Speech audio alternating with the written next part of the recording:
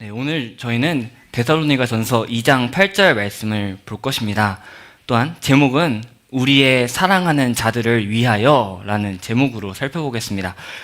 5월은 가정의 달이라고 하죠. 그래서 지지난주에는 어린이 주일 이어서 오후 예배 때 자녀의 미래와 동성애 문제에 대해서 우리가 말씀을 들었고, 또 지난주에는 어버이 주일이었습니다. 어버이 주일이어서 효는 명령입니다 라는 말씀을 들었습니다. 그런데 이번 주는 종종 주일학교에서는 스승의 주일이라고 말하기도 하는 그러한 주일입니다. 또한 오늘 오전 예배 때 이제 선생님들에게 감사의 마음을 담은 선물들을 또한 드렸죠. 그래서 오늘 저는 이 오후 시간에 교회에 이 자라나는 아이들의 선생님 되시는, 스승님 되시는 우리 여러분 모두, 저와 여러분들이 꼭 기억해야 할 것들을 한번 다뤄보고자 합니다. 특별히 이 신약 성경에 나타난 사도 바울의 모습을 통해서 함께 상고해보고자 합니다. 신약 성경에 이제 많은 선생님들이 있습니다. 특별히 오늘 주보 맨 앞면에 있다시피 우리의 영원한 스승은 오직 예수 그리스도뿐이시죠. 이게 복음서에 나타난 예수님의 이야기도 있지만 바울 서신과 사도행전에 나타난 사도 바울의 이야기도 있습니다. 특별히 오늘은 이 데살로니가 전서에 나타난 사도 바울이 그 교회에서 어떻게 일하였고, 또한 그 교회를 향하여 어떠한 마음을 가지고 있는지를 살펴보면서 교회의 선생된 우리가, 우리 아이들의 본이 되는 우리가 어떻게 살아야 할 것인지 함께 생각해 보고자 합니다. 총 3부분으로 살펴보겠습니다. 먼저는 사도 바울이 너희가 우리의 사랑하는 자 되었다 라는 말, 이 말에 대해서 먼저 생각해 보고요. 두 번째로는 과연 사도 바울과 그 일행은 어떻게 데살로니가 교인들에게 사역했는지 살펴보겠습니다. 마지막으로는 사도 바울과 그 일행들이 데살로니가 교인들을 사랑하는 자라고 말했고, 그들에게 사역했는데 어떠한 목적으로 그 일들을 했는지를 함께 생각해 보겠습니다. 이 3가지를 살펴보면서 우리 교회에서 어린아이들로부터 시작해서 청년에 이르기까지 이 모든 학생들의 선생된 우리가 무엇을 조심해야 하고 또한 다짐해야 하며 살아내야 할 것인지를 함께 상고해 보겠습니다. 먼저 너희가 우리의 사랑하는 자 되었다 라는 말의 의미를 생각해 보겠습니다. 우리 아까 함께 읽었던 말씀 제가 다시 읽어보겠습니다. 우리가 이같이 너희를 사모하여 하나님의 복음뿐 아니라 우리의 목숨까지도 너희에게 주기를 기뻐함은 너희가 우리의 사랑하는 자 됨이라. 아멘. 이 말씀은요, 이 데살로니가 전서의 문맥에서 굉장히 자연스러운 말씀입니다. 왜냐하면 이 2장 8절 앞 뒤를 둘러싸고 있는 것이 바로 데살로니가 교회를 향한 사도 바울의 사역이기 때문입니다. 7절에서는 사도 바울과 그 일행들이 어린 아이와 같이 그들 가운데 있었고 보양자로서, 유모로서 자기 자녀들을 돌보듯 사랑했다고 말했습니다. 그리고 9절부터 12절까지는 바울과 그 일행들이 그들을 위해 수고했고 애썼다라고 말하죠. 그 가운데 있는 이 본문에 너희가 우리의 사랑하는 자 되었다라는 말은 굉장히 자연스러운 문맥입니다. 그러나 이 편지 안에서는 굉장히 자연스럽지만 지금 사도 바울이 있는 상황, 그 역사적인 배경을 생각해 보면은 참 이게 과연 자연스러운 것일까라는 생각이 자연스럽게 떠오릅니다. 사도 바울이 이 편지를 쓰는 곳은 고린도입니다. 그리고 또 역사적으로 보면 이 사도행전 16장부터 18절까지의 말씀을 보면 16장에서 마게도냐 사역과 17장 그리스의 사역을 마치고 고린도에 있으면서 그 앞에 있던 일들을 회상하고 있다는 것을 우리가 인식한다면 결코 데살로니가 교인들을 향해서 너희가 우리의 사랑하는 자다라는 말이 자연스럽지 않습니다. 조금 더 살펴보겠습니다. 16장부터 보면은 사도행전 16장부터 보면 바울이 아시아로 가려고 했죠. 그랬는데 성령님이, 예수의 영이 허락하지 않았습니다. 그리고 밤에 환상이 바울에게 보였습니다. 환상에 마게도냐 사람 한 명이 나타나죠. 그래서 마게도냐로 와서 우리를 도우라 라고 말합니다. 그리고 바울은 그곳으로 떠납니다. 그래서 마게도냐의 첫 성인 빌립보에 갔죠. 그 이후에 17장 1절을 보니까 데살로니가로 가고, 데살로니가에서 베레아로 가고, 아테네를 지나 고린도에 와 있습니다. 이때 과연 이 바울과 그 일행들에게 가장 애정이 가는 사람들은 누구였을까요? 고린도에 딱 도착해서 나의 이 이전의 선교 여행들을 볼 때 빌립보, 데살로니가, 베레아, 아덴을 지나면서 가장 기억에 남고 가장 사랑스러운 반응을 보인 사랑스러운 존재는 누구였을까요? 아마 베레아 사람들이었지 않을까 싶습니다. 왜냐하면요, 사도행전 17장 11절을 보니까요, 베레아 사람들에 대해서 이렇게 말합니다. 베레아에 있는 사람들은 데살로니가에 있는 사람들보다 더 너그러워서 간절한 마음으로 말씀을 받고 이것이 그러한가 하여 날마다 성경을 상고하였다 라고 말하죠. 이런 회심자를 얻었다고 생각해 봅시다. 내가 복음을 전했습니다. 어느 지역에 가서 복음을 전했는데 그 지역의 사람들이 간절한 마음으로 말씀을 받고 이 말씀이 진짜 그러한가 하여 막 깊이 상고하는 겁니다. 성경 하나님의 말씀 알기를 막 힘쓰는 겁니다. 얼마나 아름다운 일입니까? 그 회심자를 얻은 복음 전파자는 참 큰 기쁨이 있을 것이고 정말 사랑스러울 것입니다. 사도 바울이 보기에는 베레아 사람들이 참으로 사랑스러웠을 것입니다. 여러분도 한번 생각해 보십시오. 여러분의 기억에 남는 참 사랑스러운 학생은 누구입니까? 말 잘 듣고 나 안 괴롭히고 공과 시간에 질문하면 대답 잘하는, 요즘 그런 친구들이 없어요. 질문하면은 오늘 말씀 잘 들었니? 네. 집에 갈까? 네. 이렇게, 네. 이러한 사람들이 참 많은데, 공과 시간에 대답 잘하는 친구들, 혹은 말씀을 딱 말했을 때 반응을 잘하는 아이들, 이러한 학생들이 참 기억에 남고 사랑스러운 존재일 것입니다. 베레아 지역이 바로 그러한 지역이었죠. 그런데 말입니다, 데살로니가 지역은 결코 그렇지 않았습니다. 그곳에서 경험했던 바울이 경험했던 것은 참으로 쉽지 않았습니다. 바울은요, 데살로니가에 3주 있었거든요. 사도행전 17장 2절을 보니까 새 안식일 동안 있었다고 말합니다. 3주 있었습니다. 물론 요즘 단기 선교라고 하면서 나가는 게 한 2주 되죠. 그것보단 긴 기간이지만 바울의 전도 여행을 살펴볼 때는 참 짧습니다. 게다가 거기서 사도가 떠난 이유가 17장 5절을 보니까 유대인들의 소동 때문이었습니다. 그러니까 말씀을 충분히 전하고 나간 것이 아니라 유대인들의 소동 때문에, 압박 때문에 강제로 그 도시 밖으로 나가야만 했습니다. 그런데 바울이 그러한 데살로니가 교회를 향해서 데살로니가 지역의 교인들을 향해서 우리의 사랑하는 자들이라고 말합니다. 너희는 우리에게 가장 사랑하는 자들이다. 심지어는 하나님의 복음뿐 아니라 우리의 목숨까지도 너희에게 주기를 기뻐한다 라고 말하죠. 여기에 바로 오늘 우리가 기억해야 할, 그리고 매일매일 상고하고 평생에 가지고 가야 할 사도 바울의 사역 원칙이 나타납니다. 바로 바울은 결코 사람의 반응이나 사람이 어느 수준에 있는가에 따라서 자신이 쏟아야 할 사랑의 크기를 조정하지 않았다는 겁니다. 처음부터 사도 바울은 사도로서 사랑을 가지고 사람과 그 사람의 상태와 상관없이 복음을 선포했습니다. 그리고 그를 참으로 사랑했습니다. 아끼지 않고 모든 것을 다 쏟는 복음 전도자의 사명을 다했습니다. 여러분에게 다시 여쭤보겠습니다. 여러분의 사랑하는 자는 누구이십니까? 말 잘 듣는, 또 예배 시간에 맨 앞자리에 쫙 앉아서 자 고개 딱 들고 맞습니다 아멘 아멘 하는 아이입니까? 돌아다니지 않고 제자리에 잘 앉아있는 학생입니까? 공과 시간에 대답을 잘하는, 기도를 아주 유창하게 하는, 악기를 잘 다루거나 찬양을 아주 잘하는 학생, 율동을 아주 기가 막히게 하는 학생, 이런 학생입니까? 옛날에 제가 유년부 학생일 때,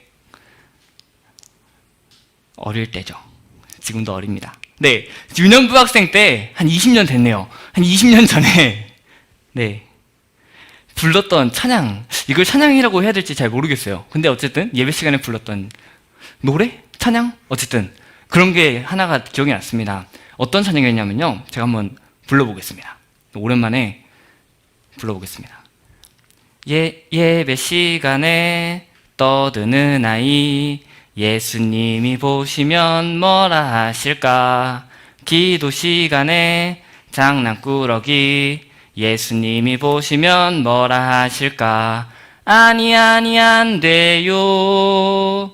예수님이 화내실 거야. 우리 모두 조용히 성경 말씀 잘 들을래요. 이렇게 하고 말씀을 시작했던 기억이 있습니다. 혹시 이 곡을 불렀던 분이 계신가요? 안 계신가요? 우리 교회에서만 했던 건가? 예, 감사합니다. 네. 네. 이 곡이 굉장히, 그 당시에는 굉장히 큰 도전이 되었대. 뭐라 그래야 될까요? 내가 예배 시간에 떠들면 안 되겠구나. 예배 시간에 떠들면 예수님이 싫어하시는구나. 라는 생각을 가지게 되었습니다.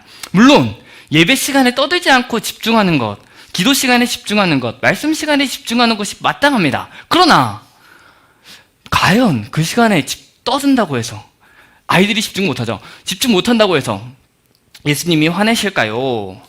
이런 아이임에도 불구하고 사도 바울은 우리의 사랑하는 자라고 부르는 것이며 예수님도 마찬가지일 것입니다. 여러분의 마음과 생각에 있는 내가 사랑하는 아이의 기준을 허무시기를 바랍니다. 사도 바울은 자신이 그렇게 고생했음에도 불구하고 여전히 데살로니가 교인들을 향하여 우리의 사랑하는 자라고 말하고 있습니다. 사람의 반응이나 지위, 신분이나 사회적인 그 어떤 것이 사랑의 조건이 아니라 말을 잘 듣거나 예배 시간에 졸지 않거나 잘 앉아있거나 대답을 잘하거나 기도를 잘하거나 찬양을 잘하거나 율동을 아주 기가 막히게 하거나 그것이 아니거나 누구든지 마땅히 사랑받기 합당한 자들입니다. 그렇기에 여러분 또한 사랑받기 합당한 자들이며 여러분이 주일 오전마다 보는 그 어린 아이들 참으로 사랑받기 합당한 자들입니다. 그들을 사랑하는 자로 여겨주시기 바랍니다. 그렇다면 우리의 사랑하는 자들을 위해서 우리는 무엇을 할 수 있을까요? 이 또한 사도 바울의 본을 따라서 살펴보겠습니다. 사도 바울은요, 이 데살로니가전서 2장 1절부터 12절까지 데살로니가 지역에서 자신이 사역했던 이야기들을 쫙 읽고 있습니다. 이 본문 중에서 참 많은 본들이 있지만, 참 많은 우리가 배울 점들이 있지만 4가지만 살펴보겠습니다. 먼저는요, 겸손과 사랑입니다. 특별히 겸손입니다. 6절과 7절을 함께 읽어보겠습니다. 데살로니가 전서 2장 7절 말씀 함께 읽어보겠습니다. 데살로니가 전서 2장 7절입니다. 시작. 우리는 그리스도의 사도로서 마땅히 권위를 주장할 수 있으나 도리어 너희 가운데서 유순한 자가 되어 유모가 자기 자녀를 기름과 같이 하였으니 아멘. 바울이 말하기로 지금 자신이 데살로니가에 있을 때 사도이기 때문에 권위를 주장할 수 있었지만 그렇게 하지 않았다고 말합니다. 너희 중에 있을 때에 오늘 본문에서는 우리가 가진 번역본에서는 유순한 자 이렇게 말하고 있죠. 그러나 또 다른 번역으로 볼 때는 어린아이라고 번역을 할 수도 있습니다. 이게 원문이 이 글자 하나 때문에 차이가 나는 건데 그래서 어떤 사본에서는 어린아이다, 그리고 어떤 또 사본에서는 유순한 자다 이렇게 말하지만 이 문맥상으로 볼 때 어린아이라고 보는 것이 조금 더 낫지 않을까 싶습니다. 물론 사도 바울이 유순한 자였습니다. 그러한 삶을 살았지만 어린아이라는 것이 더 문맥에 맞아 보입니다. 왜냐하면 앞에서 사도로서의 권위를 말하죠. 이 사도로서의 권위를 주장하지 않고 어린아이와 같이 되었다라고 보는 것이 좀 더 합당해 보입니다. 이를 볼 때 이 어린아이라고 볼 때에 바울은 데살로니가 교인들과 함께 있을 때에 사도의 권위를 주장하지 않고 권위 없이 누구나 쉽게 접근할 수 있는 어린아이와 같이 있었다고 말합니다. 여기서 너희 중에서 있었다라고 말했죠. 바울은 그저 그 무리 안에 있었거나 그들 곁에 있지 않았습니다. 그들의 한 복판에 그저 공간적인 의미만이 아니라 의식이 일치하고 전혀 다르지 않게 함께 머물러 있었습니다. 사도 바울은 자신이 사도로서 그 권위를 가진 자로서 모든 것을 주장할 수 있었지만 그럼에도 불구하고 이방인 회심자 속에 들어갔고 그들과 같이 되었습니다. 그래서 사도는 2장 1절을 보니까요, 형제들아 라고 데살로니가 교인들을 부르고 있습니다. 오늘 오전에 우리가 살펴본 말씀, 빌레몬서 말씀, 거기서도 오네시모를 형제라고 부르죠. 자신은 사도고 그는 노예인데 그에 대해서 형제라고 부르죠. 이 사상이 지금 여기서도 나타나고 있습니다. 바울은 데살로니가 교인들에게 자신이 위대한 그 하나님의 나라의 형제요 자매로서 그 자리에 있었다고 말하고 있습니다. 우리는 이 사실을 통해 또 무엇을 생각할 수 있을까요? 사도 바울만이 이 권위를 포기했습니까? 우리는 가장 위대한 선생님이신 예수 그리스도를 생각할 수 있어야 합니다. 하나님이시고 하나님의 아들이신 그 예수님께서 이 땅에 오시고 세상 속으로 들어오셨습니다. 제자들과 함께 사셨습니다. 사람들과 함께 사셨습니다. 그곳에서 일하시고 그곳에서 하나님의 말씀을 전했습니다. 누가복음 12장 37절을 보니까요, 주인이 띠를 띠고 그 종들을 자리에 앉히고 나와 수종들리라 라고 말하면서 우리 주님의 나라를 완성시키실 때에 그 자리에서 자신이 허리를 두르고 백성들을 섬기실 것을 말합니다. 실제로 예수님께서 이 땅에서 그래 하셨죠? 요한복음 13장을 봅시다. 요한복음 13장을 보면 예수님께서 십자가에 못 박히시기 전에, 유월절 전에 제자들과 함께 만찬자리에서 발을 씻겨 주셨습니다. 그리고 이 사랑의 본을 보이셨죠. 빌립보서 2장 7절에서는요, 본래 하나님이신 분이 자기를 비워 종의 형체를 가지셨고 사람들과 같이 되셨으며 사람의 모양으로 나타나셨고 죽기까지 복종하셨다라고 말합니다. 우리 주님이요, 먼저 권위를 버리시는 본을 보이셨습니다. 권위를 버리시고 인간들 사이에 거하셨습니다. 그것을 사도가 본받아서 데살로니가 교인들에게 행했습니다. 이렇게 계속 본이 이어지고 하나님의 말씀이 전해져서 우리도 마땅히 이 본을 따라 행함이 옳습니다. 우리 어린 아이들을 바라보면서 나는 너희와 급이 다른 사람이야. 나는 너희 같은 그런 유치한 거 하네. 급이 다르잖아, 급이. 이렇게 하면 안 된다는 거죠. 너희는 그저 어린아이고 나는 어른이야. 나는 오래 살았어. 오래 믿었어. 너희와는 달라. 너희 경험해보지 못한 거 많잖아. 너희와는 난 다른 사람이야. 나는 이러한 생각을 버려야 하는 것입니다. 그저 하나님 나라 공동체에, 하나님의 가족 공동체의 형제요 자매로서 마땅히 그 안에 들어가 그들과 함께 거해야 하는 것입니다. 그것이 바로 사도 바울이 보여준 첫 번째 본입니다. 두 번째는 무엇이냐? 사도가 유모와 같이 되었다는 것입니다. 7절에서 이렇게 말합니다. 유모가 자기 자녀를 기름과 같이 하였으니 라고 말합니다. 지금 사도는요, 자신을 유모로 이야기하고 데살로니가 교인들을 자기 자녀라고 칭하고 있습니다. 유모는요, 주인의 자녀를 양육하는 자죠. 여기 자기 자녀라고 말합니다. 그러니까 지금 자신이 유모고 데살로니가 교인들은 자신이 돌보는 주인의 자녀가 아니라 자기의 자녀입니다. 정리해 봅시다. 사도 바울과 그의 동역자들의 사역은요, 마치 이런 겁니다. 주인의 자녀들을 돌보는 일을 다 마치고 자기 자녀에게 돌아온 그 유모의 돌봄과 같습니다. 이는 데살로니가에서 바울과 그 일행들이 행한 일들을 보여줍니다. 왜냐하면 유모는요, 낮에 주인의 자녀를 돌봅니다. 그리고 지치고 지친 몸을 이끌고 집으로 돌아옵니다. 그렇게 지치고 지친 몸을 가지고서도 자신의 자녀를 그제야 돌봅니다.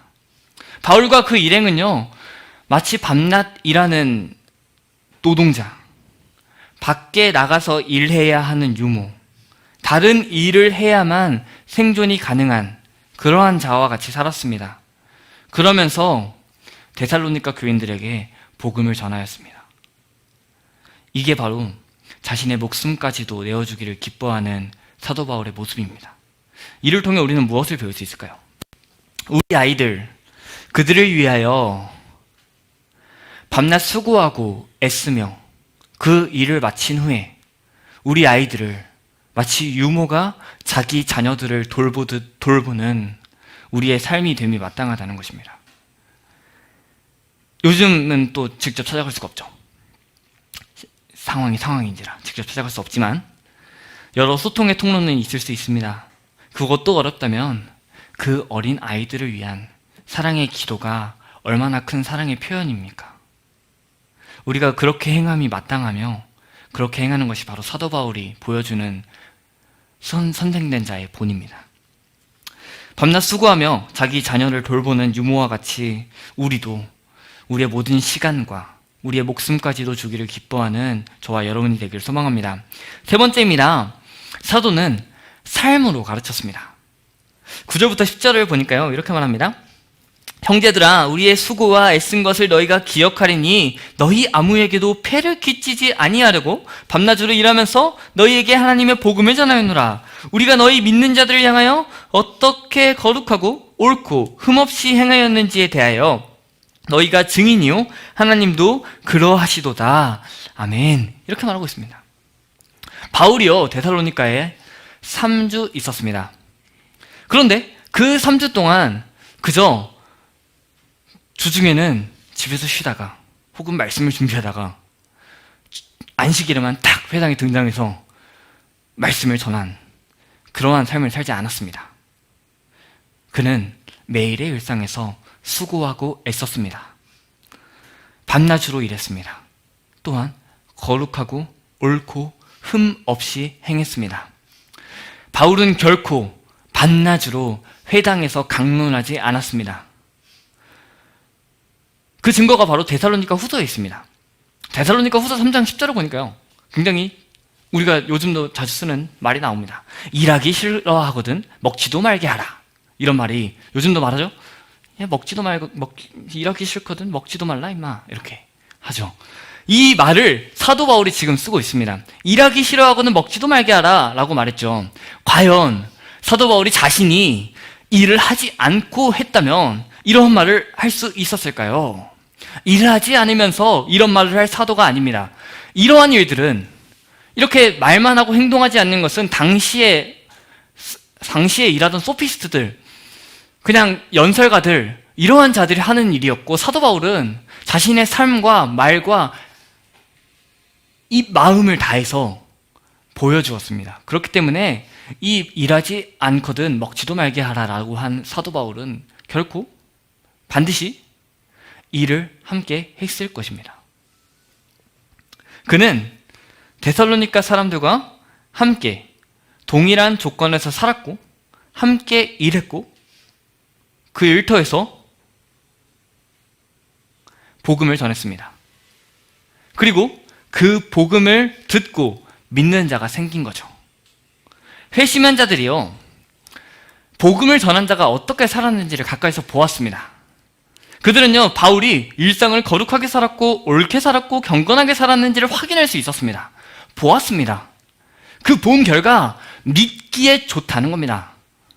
아, 믿을만한 사람이구나. 이 사람을 보니 그가 전하는 말은 참으로 믿을만하겠구나 라는 겁니다.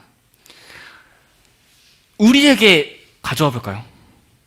우리의 행동들, 우리의 삶에서 드러나는 모습들, 교회에서만이 아니라 월요일부터 토요일, 주일까지 매일의 일상에서 우리가 나타내는 모습들, 과연 거룩하고 옳고 흠없는 모습인가요?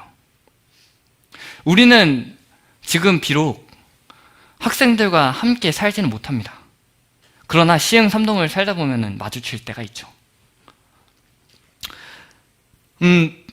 우리 아이들 혹은 믿지 않는 자들까지 그들의 눈에 보이는 것은 우리의 말보다 행동입니다. 더 나아가서 믿지 않는 자들이 보는 건 교회의 행동입니다. 그 속을 보지 않고 그냥 그저 행동만 보고 충분히 비판할 수 있습니다.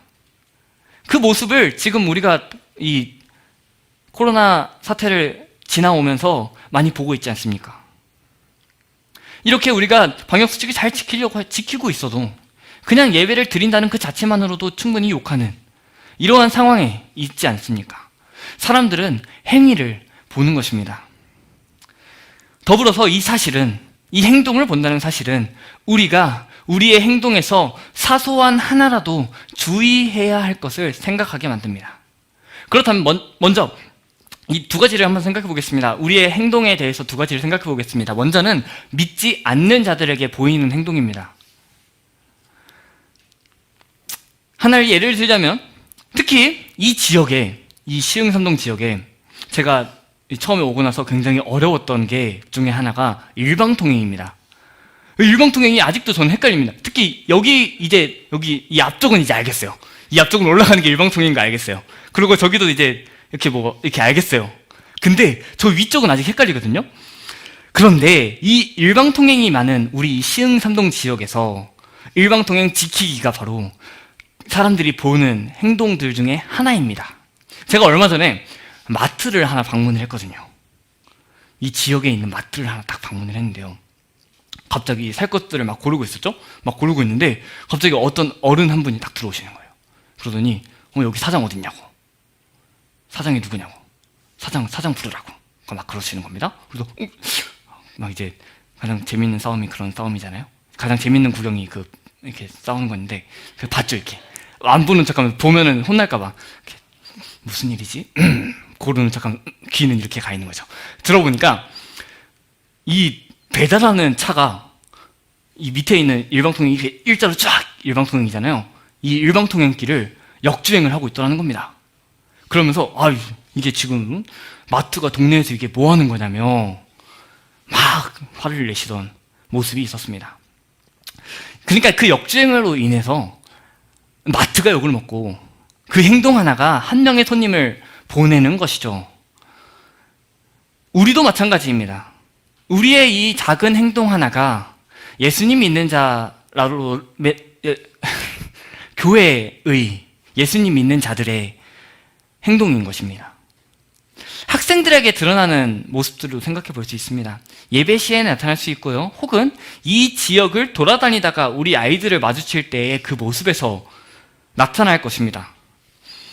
이 동네를 돌아다니기가 참 이렇게 불안합니다. 저는 이렇게 막 돌아다니다가 우리 교회인데 이러면 이렇게 옆 골목으로 이렇게 가고 네, 그러면 안 되는데. 네.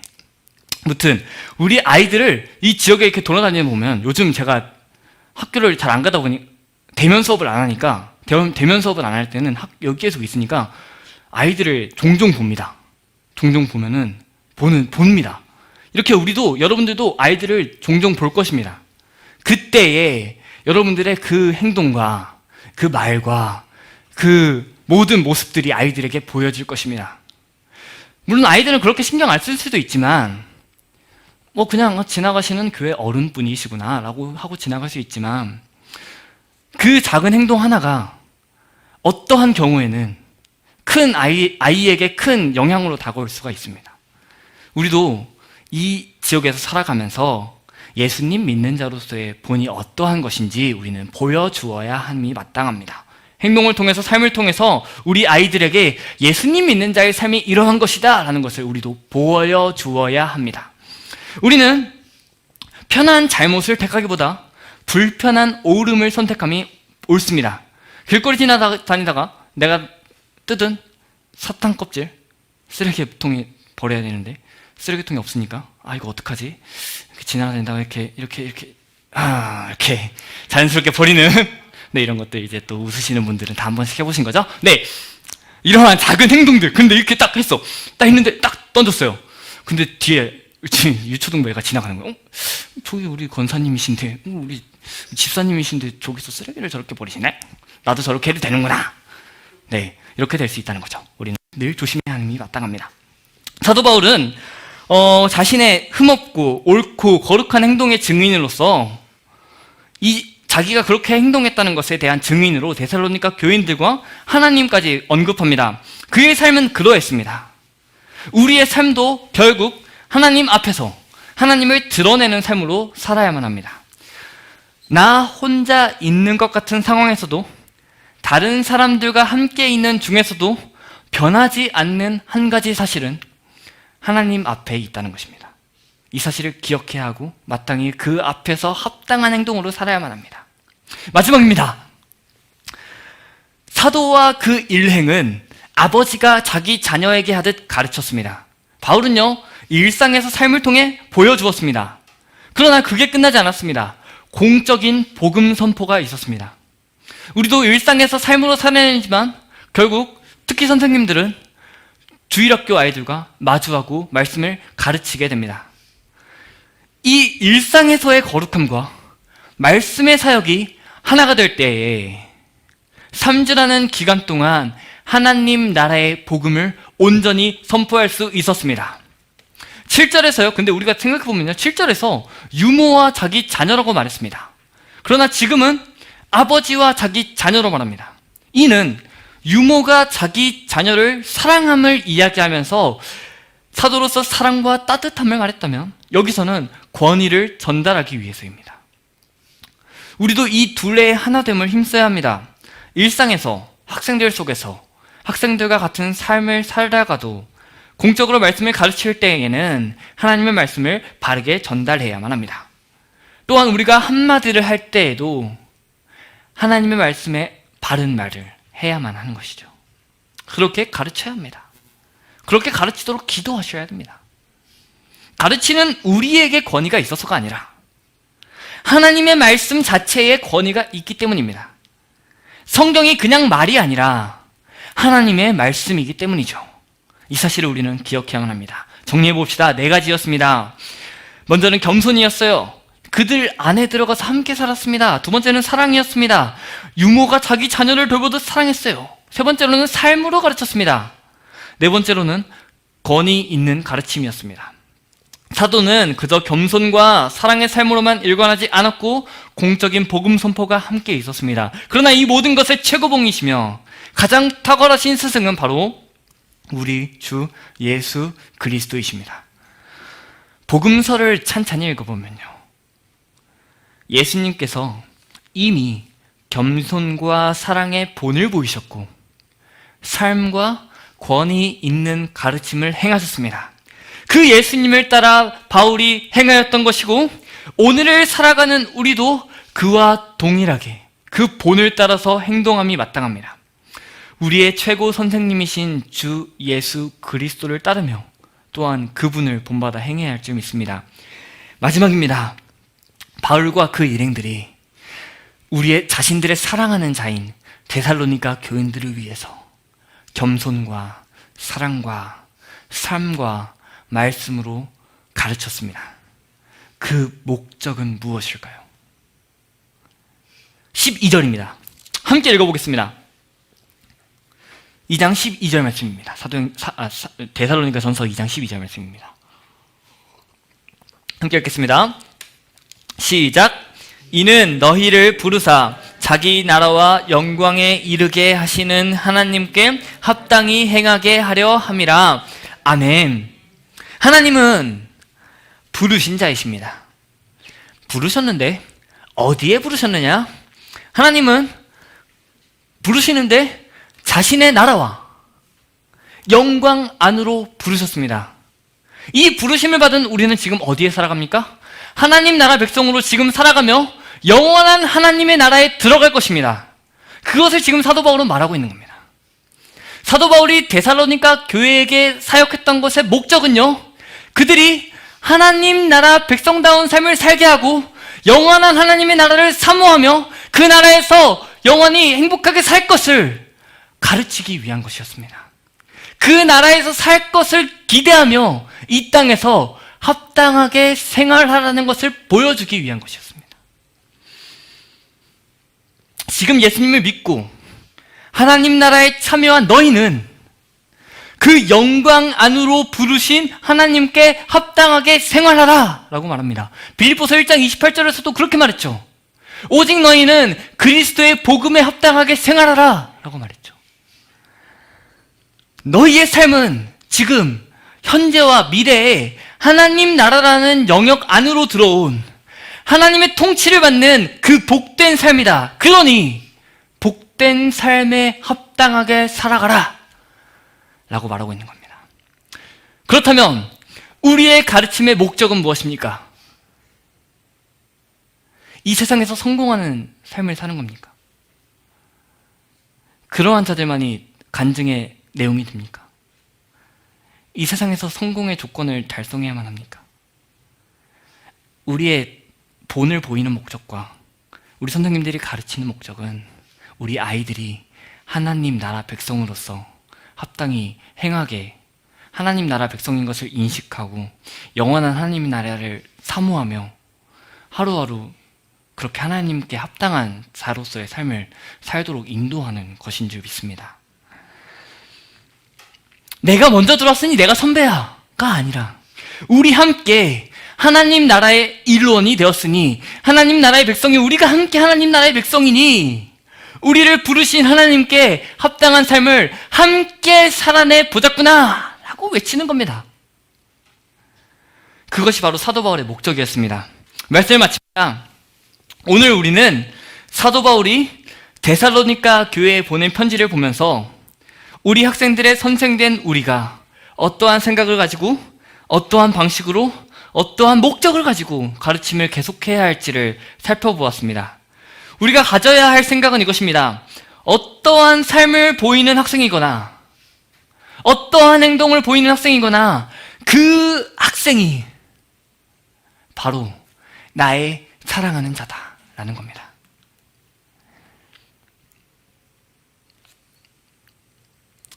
하나님의 사랑을 받는 자이기에 마땅히 나도 그들에게 사랑을 베풀어야 한다라는 것이죠.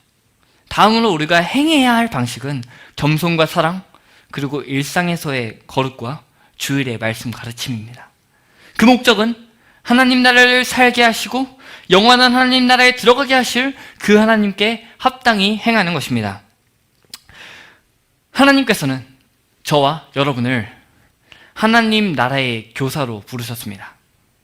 지금 주일학교에서 교사를 하거나 그게 아니더라도 우리 어린 아이들로부터 시작하여 청년에 이르기까지 그 학생들에게 여러분은 좋은 선생님이십니다.